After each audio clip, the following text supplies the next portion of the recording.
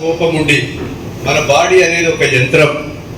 ఆ యంత్రాన్ని మనం కంట్రోల్ తెచ్చుకునే కొరకు నేను బరిలో ఉన్నప్పుడు చాలా మంది, ఇప్పటికే నేను ఒక 500 మందిని కలిశాను. రకరకాల వ్యక్తులు వస్తుంటారు, చెప్పిందే చెప్పడం, మాట్లాడిందే మాట్లాడడం, మనకు విసుకెత్తిస్తుంటారు.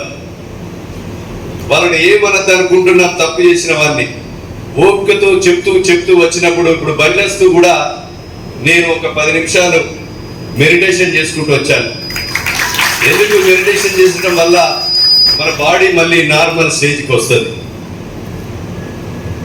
మనకు సెల్ ఉంటుంది, ఈ మెడిటేషన్కు డిస్టర్బ్ చేస్తూ అంటారు. పక్కన ఉన్న పిఏలు కూడా సార్ ఫోన్ అని ఇస్తూ అంటారు. కనుక మనము ఆ సెల్లును సైలెంట్ మోడ్లో పెట్టుకొని మన వంట పని కానీ ఇంకే పని ఉన్నా కూడా, భర్తలు ఆల్కహాల్ తీసుకునే వాళ్ళు ఉంటారు, ఇంట్లో డిస్టర్బ్ చేసే వాళ్ళు ఉంటారు. వాళ్ళని కూడా ఈ యొక్క మెడిటేషన్లో రోజు పాల్గొనే విధంగా అలవాటు చేయండి భార్యలు, కుటుంబ సభ్యులు.